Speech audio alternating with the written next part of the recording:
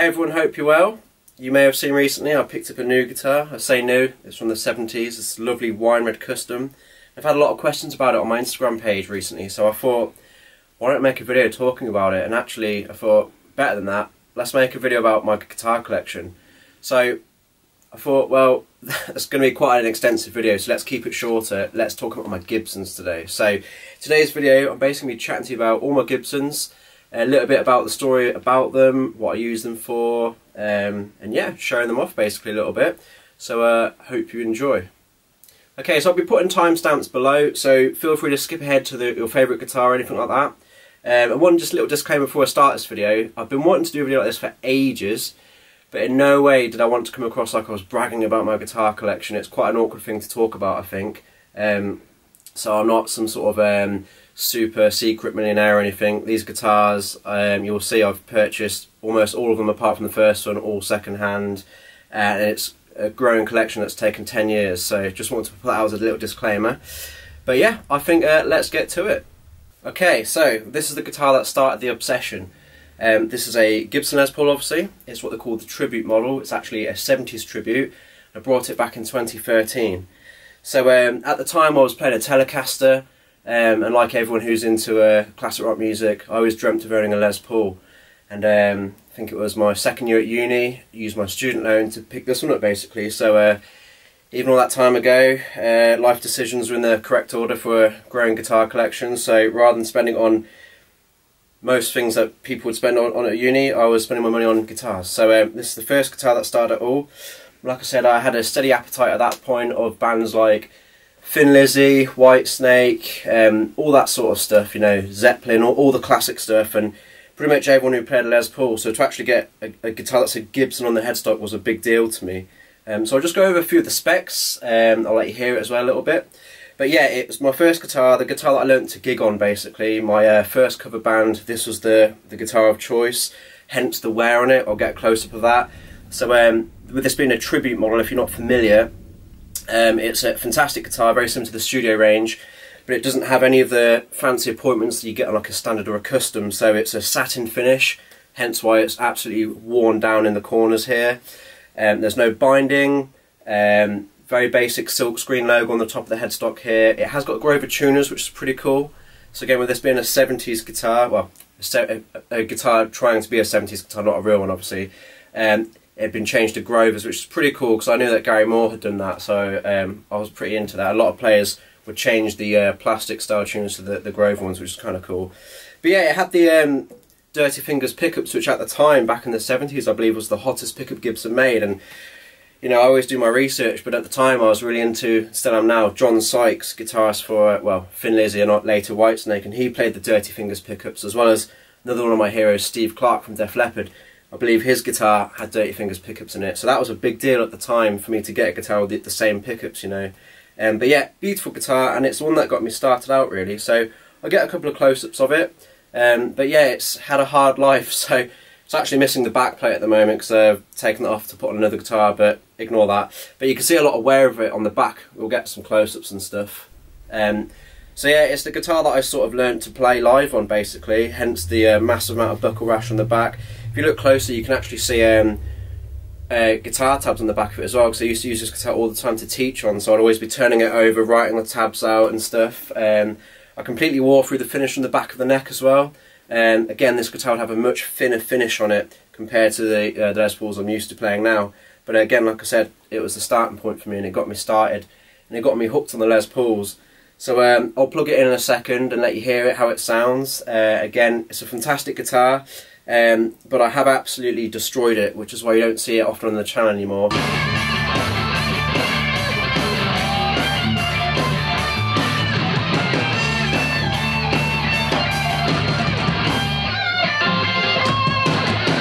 I actually sweated through the pickup, so I've had to replace the bridge pickup. I'll see if I can get a photo of the original, but it's disgusting. Just years of gigging and sweating all over it, just destroyed the pickup, so that's been replaced. All the pots are, you know, doing that sort of scratchy thing. I snapped the nut at a gig as well, I don't know how that happens, but that came off, so that's been replaced.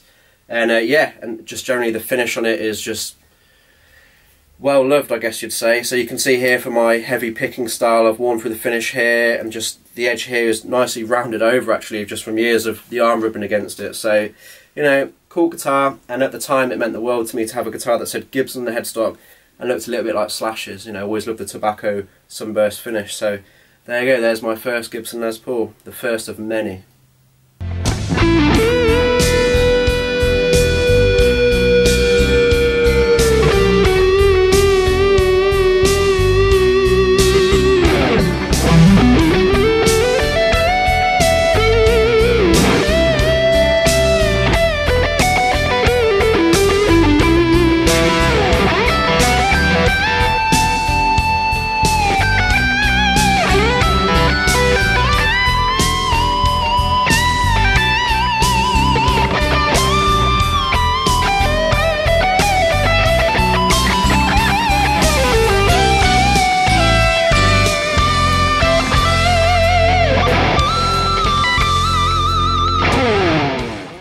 Okay, next on the list is this Gibson SG Special. So I get a lot of questions about this. You may have seen me using this on the channel a little bit, especially when I'm doing things like AC/DC, that sort of thing.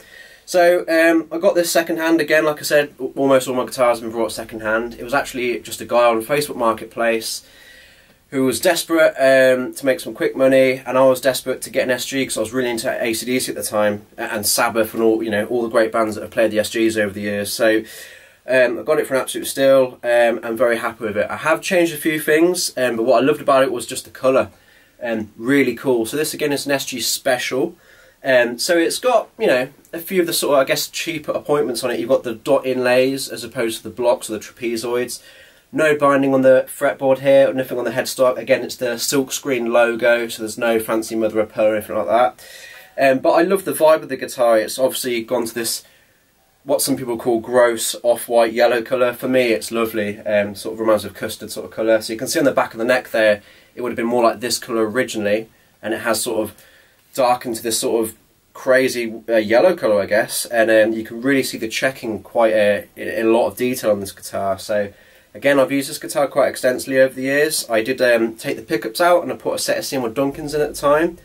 Still got the original pickups somewhere in a case, but at the time, for whatever reason, I wanted to put a set of Seymour Duncans in, so I actually changed the scratch plate as well. If I've got any photos, I'll try and find it. I don't know if I have, it's years ago now, but it's had a black scratch plate originally, and original just Gibson branded pickups. But yeah, Seymour Duncans have gone in. I put a little pickup ring around it because I thought it looked cool. Not even done it properly. It hasn't even got the screws either side. It's just literally mounted by the two screws there. Top wrapped it because I like to do that on guitars if I can. But yeah, it's a fantastic guitar. Years later on, I actually added the string butler to it. The company String Butler, if you're not familiar with them, actually reached out to me and asked if I could do a couple of videos. So I whacked that on this guitar, and it's been fantastic. You know, great for tuning stability. So I might make a video on that if it's interesting in the future. Let me know. But yeah, we'll get some close-ups of the guitar. I'll plug it in and let you hear how it sounds. But it's an absolutely beautiful guitar. And one of the things that I really like about it is it's got a much thinner finish on this guitar compared to a Gibson SG Standard.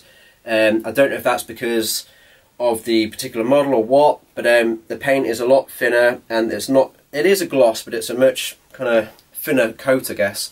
And that really allows the guitar to resonate. So this is probably one of my most resonant guitars. SGs are great if you've not got one. The slightly weird thing when you first get an SG is how long the neck feels, potentially, because it kind of joins the body at the last fret. As you know, the Les Paul, it comes into the body of the guitar. So for some people that does feel a bit weird, and it has the classic sort of neck dive. It's very heavy towards the headstock, and it's such a small body, but the upper fret access is great. I think they look cool, and like I said, growing up on a steady appetite of AC/DC and Sabbath, had to get an SG in my collection, and when I saw this and it was the right price I could afford, just had to happen really. So yeah, I'll plug it in and let you see what it sounds like.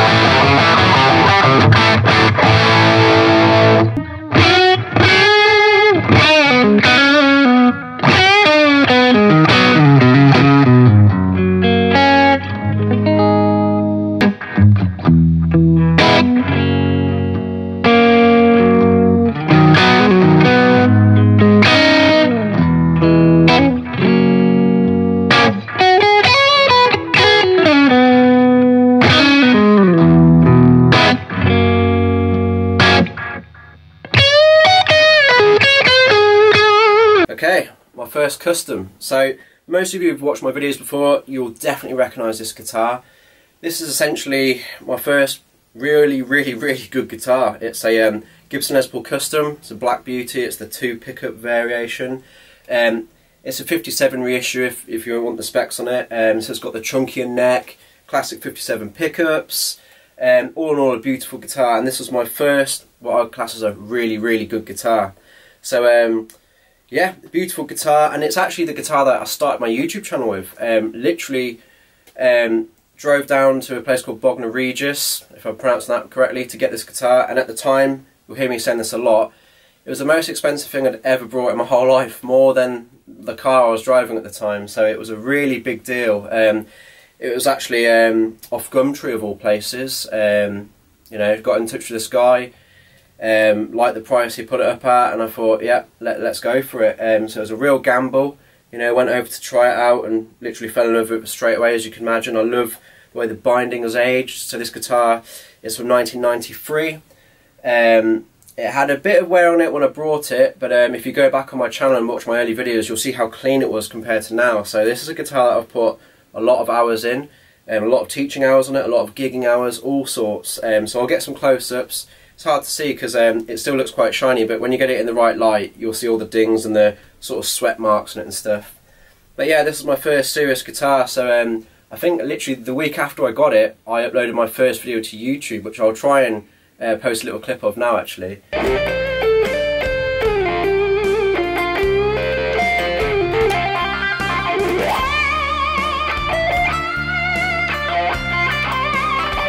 And it really became one of those guitars where I'd open the case and I just couldn't believe it was actually mine. For years I dreamt of owning a Les Paul Custom. Some of my heroes, Zakk Wylde, John Sykes, you know, they all played Les Paul Custom, so it was like a big bucket list moment to get one of these things, and this particular example is just a beautiful guitar. So the pickups are a little bit weaker than most Les Pauls, being 57 classic pickups, so it's a guitar built to sort of replicate the sound and the look and the feel of an old 50s Les Paul, which of course I'd never be able to afford. So yeah, absolutely love it. It handles high gain brilliantly, sounds great for bluesy sort of stuff. It's great with the fingers, and like I said, you can see it loads on my channel. So I think the first video that really took off on YouTube for me was my Gary Moore cover of Parisian Walkways. So again, I'll put a little link so you can have a check out of that if you've not seen it. And at the time, the video did pretty well, and I actually got Gary Moore's son, Jack Moore. He actually shared the video for me, which was an amazing big deal to me at the time. And this guitar just meant the world to me. I really wanted to take my playing a lot more seriously, so even though I play guitar every day, I made an effort of putting in more sort of serious practice hours and wanted to take my playing to the next level. So for me, this guitar represents a massive part of my life, and I would be absolutely lost without it. So my first really nice Gibson, and one that will stay with me forever. So I do get a few questions about this actually. I'll get a close up of this, but on the bridge here, the tailpiece, I do this slightly weird thing where I top wrap half the strings and I don't top wrap the other 3. I'm always getting questions about this, so I thought I'd explain it once and for all. So generally on the Les Paul, I do like to top wrap the strings, or on a Gibson style bridge like this. There's many arguments for this and against it. Billy Gibbons does it, Zakk Wylde does it, all my heroes that play Les Pauls do this sort of thing. And the general idea is it reduces the break angle of the strings going over the bridge here, which makes the strings feel a bit slinkier, so easy to bend on. And we know I'm a big fan of string bends, so normally I would top wrap all of them. However, when I did this on the thinner strings, because I've got such an aggressive playing style and I really dig into the strings, I was hitting the strings so hard they were actually popping out of the saddles. So I figured out if I only top wrapped 3 of them and kept this as the sort of traditional stringing method, it seemed to work for me. So to some it might look a bit gross and it's a bit of a weird thing, and it's the only guitar I do this on because for whatever reason it just works. So you know, that's why I do that. So hopefully that answers a few questions.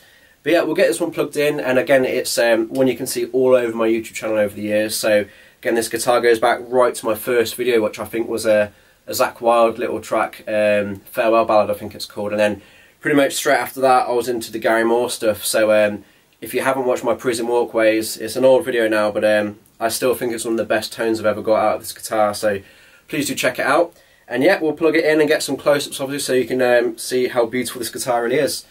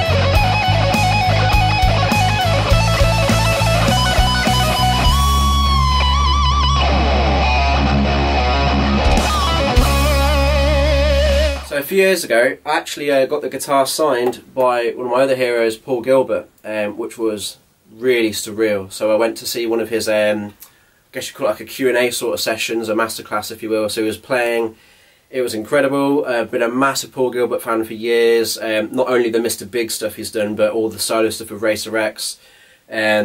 Just really inspiring. My early days of like learning guitar, I'd be watching Paul Gilbert videos, you know, being just blown away at how big his hand stretches were and some of the crazy string skipping exercise he did in that.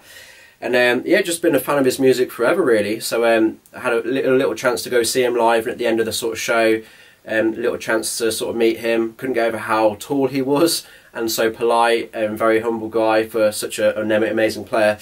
But yeah, got the little signature here, so that just made this guitar even more special to me. So just wanted to mention that basically. Okay, so we've changed colour. I've got the white Les Paul here. I say white like my SGO in the video. It's yellowed quite extensively, which I'm a big fan of.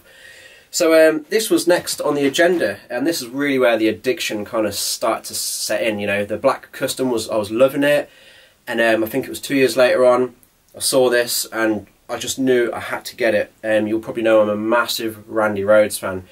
You know, the late great guitarist for Ozzy Osbourne, obviously. I'm always getting questions: is this a Randy Rhoads tribute model, or is it a Steve Jones tribute because of the sort of the off-white colour and that? But that is literally the reason I wanted to get this. You know, I was very happy with the black custom, but you know, guitars get quite addictive.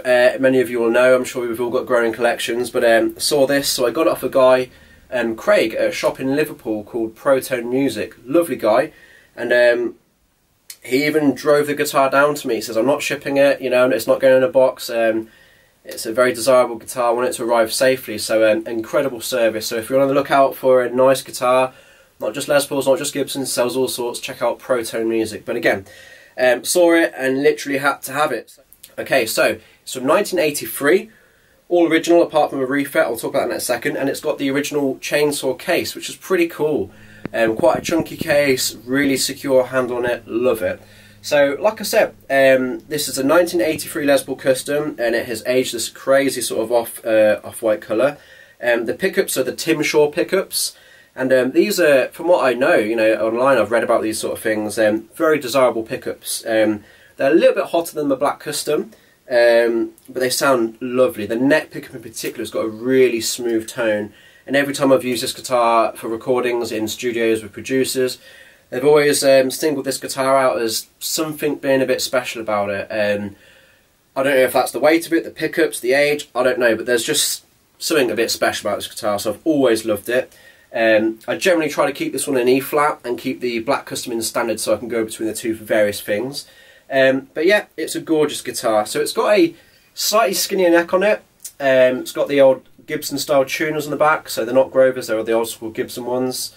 And like I said, everything on it is completely original apart from the frets. It has been refretted, so that means there's no fret nibs over the edge of the fretboard there, and there's slightly chunkier frets than what would have been on it originally, which are obviously worn down, I'd imagine. So it feels great for my big bends and the heavy vibrato, which I like to do. And yeah, it's a beautiful guitar. So it originally had these kind of weird, what they call the posi strap locks on it, which was quite a cool feature. Took those off, still got them in the case, but you know, I play this guitar live, so I had to put proper, you know, shallow strap box or whatever it is I use on them just to keep it secure because it's a heavy guitar. Top wrap this one as well. Now you notice I top wrap all of them. Again, there's not really a science to this. Each bridge and tailpiece is kind of like a different thickness or whatever. So on the previous guitar you saw that I top wrapped 3 of them. On this guitar I top wrapped the whole thing, no issues at all. So yeah, beautiful guitar, and absolutely, again, another sort of inspirational sort of purchase for me, because when you've got a guitar that looks like the guitar Randy Rhoads plays, you better make sure you can play Randy Rhoads well on it. So I put a lot of practice hours in on this guitar as well, and it really took my playing to the next level. It's just, you know, it's like when you get a new guitar, you get really inspired to play. So this was my inspiration again. So yeah, one for all you Randy Rhoads fans or Steve Jones or whatever, but it's lovely. So it looks in great condition. Still a fair bit of gold on the hardware. It has tarnish where I've been sweating over it, obviously. There's a fair share of scratches and dings in the back, which hard to get on camera, but like, you know, beautiful guitar. Quite a heavy guitar. All my customs are heavy. They're about 10.5 pounds easily, so, you know, not an easy guitar to play standing up for quite a while, but I'm used to it. I like guitars heavy. I like something to feel like I'm really playing it. So yeah, beautiful guitar. Let's get some playing examples and we'll get to the next guitar.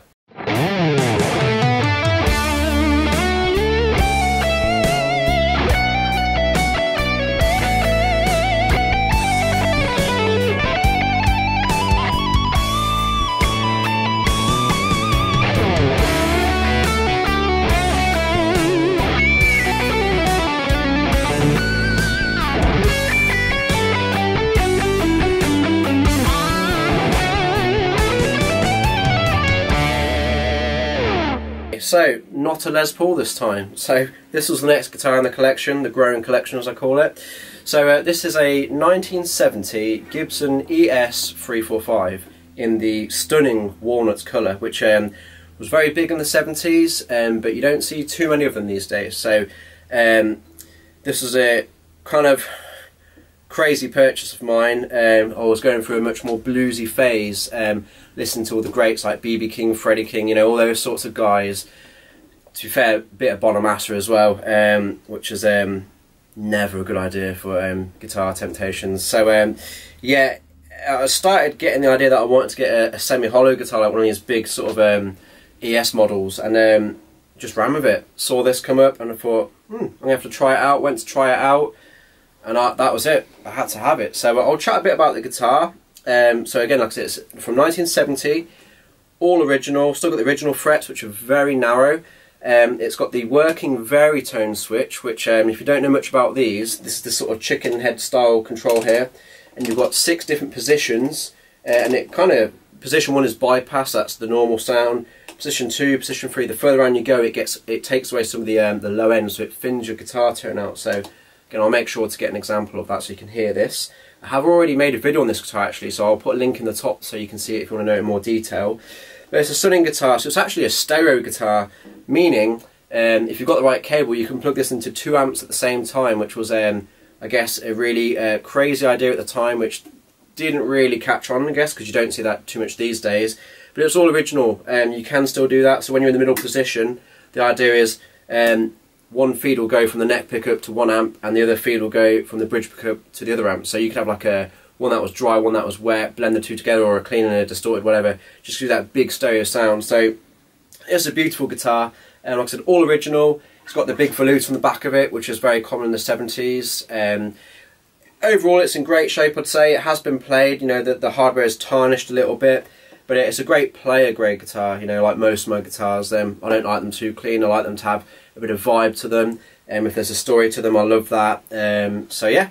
I love the parallelogram inlays on this guitar. You know, I know it doesn't change the tone, but like, just love the way they look. It's a lovely rosewood fretboard, and yeah, I was very surprised when I brought this at how good it was for playing rock. You know, a guitar like this you'd often associate with more of a jazzy or bluesier player, which obviously it sounds fantastic for, but it handles high gain really well. So I'm obviously a big fan of Gary Moore and all that sort of type of music. So I thought, oh, this would be a guitar I'll leave for more the bluesy sort of old school playing, you know, but not at all. The pickups are great for high gain, so pleasantly surprised by that.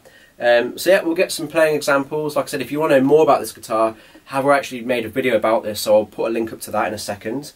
But yeah, beautiful guitar. I always get questions about this. So like I said, 1970s Walnut ES 345, and yeah, just another beautiful guitar. Like that it's a much bigger body, acoustically it's quite loud with it being semi-hollow, but yeah, love this one. So let's hear some playing examples and then we'll get on to the next guitar.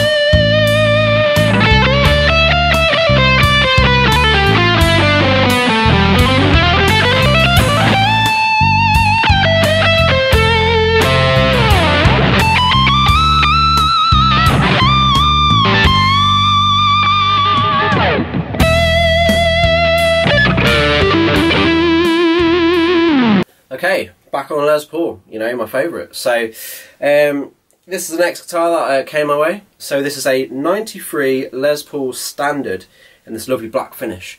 So I brought this off the guitarist of my band at the time, and it's a stunning guitar. A few of the things I like about it, no scratch plate on it first of all. It would have originally had a scratch plate, that was lost. It didn't bother me. I love the open pickups here without the covers on them, because my customs the customs generally have covers on them. So this one here would normally have pickup covers, I think, but for whatever reason they're taken off. And I just love the look of it. It's sort of a similar vibe to like the guitars Slash plays, but the aesthetics of it with the white pickup rings really remind me of the guitar that Vivian Campbell played in the early Dio sort of days, which again, another big fan of Vivian Campbell. So yeah, had to have it. The pickups in this guitar, the Gibson pickups, everything's original. They are a lot hotter than my customs, which surprised me. And the neck is sort of somewhere in between all of my guitars. It's not the chunkiest, but not the skinniest. It's kind of like a nice sort of C profile, I guess you call it. But yeah, all original. Nice neck pickup on this guitar. I always love the neck pickups on Les Pauls, that lovely creamy sound. Got the original tuners still, like the plastic sort of style Clues on tuners. Not a lot of wear on the back of the neck, but there's a fair bit of wear on the body. Again, it's had its whole life before I got this guitar. But yeah, it's a beautiful guitar. So we'll plug it in and go through some sounds, I guess.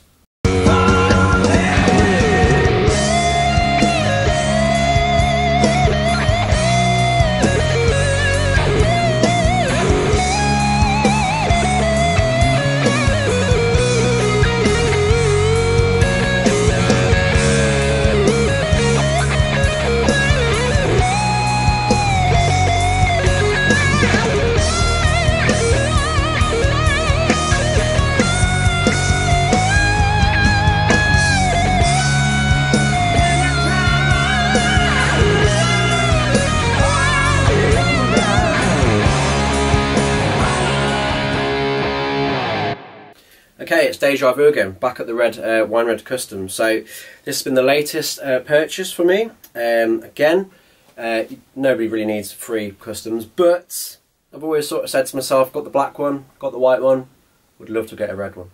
When this particular one came up, I just went to go try it out, and it just happened, you know. So wasn't planning on it necessarily, but it's sort of a last minute thing. So I went to a shop in Sheffield to get this one, and plugged it in, and that was it. Basically, I had to have it. So it's a 77 custom, all original. Got the original frets, the original pickups, electronics that have not been touched with. Lovely bit of kit. I mean, on camera, it sometimes looks quite dark actually, but it is a lovely wine red colour. Sometimes with the lights on it, it shows it brighter red than it actually is, and sometimes, depending on the lighting, it might look a bit more like a black custom. But it's a lovely vivid red. There's actually quite a lot of gold on the hardware showing, which is great. Normally they get sort of sweated off from that, but from what I've been told, one original owner who brought it in '77.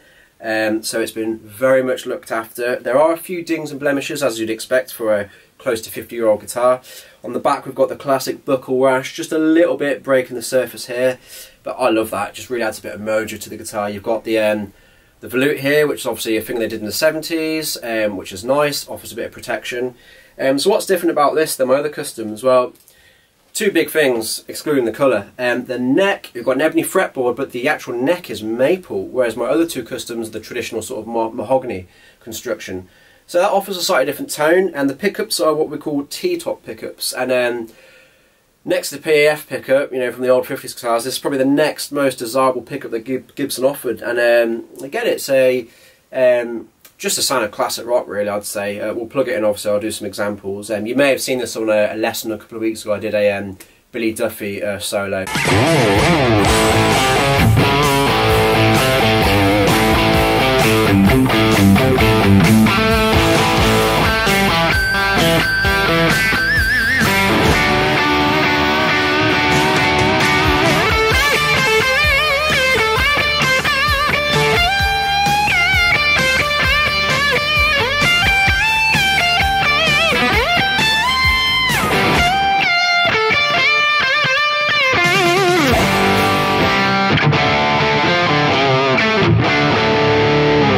Okay, so I hope you enjoy these playing examples. I've had a lot of fun making this video today. It's been great to chat all things guitars, you know. So please let me know in the comments section, what was your favourite guitar?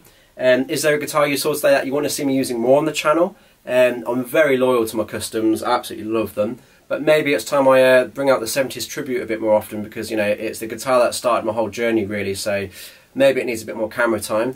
But yeah, let me know in the comments if there's anything you want to know more about these guitars, or I'd love to know more about your collections, you know. Please let's have a little conversation, and yeah, has anybody else got a wine red custom like this, or has anybody got a walnut hollow body? I'd love to know more about your collections. And if you've seen anything in the background, other guitars that haven't been talked about today, and you'd think, I'd love to know more about that, just let me know. I'd love to make another video like this. It's been a lot of fun. So maybe I could make one on my Kramers, got a few of those obviously, or some of the more obscure guitars in my collection you might not have seen yet. We've got some cool stories to tell on those actually. So let me know in the comments if there's anything you'd like to know more about, or anything you want to see me on the next video. And thanks again. So I'll play you out, and I'll catch you on the next video. Cheers.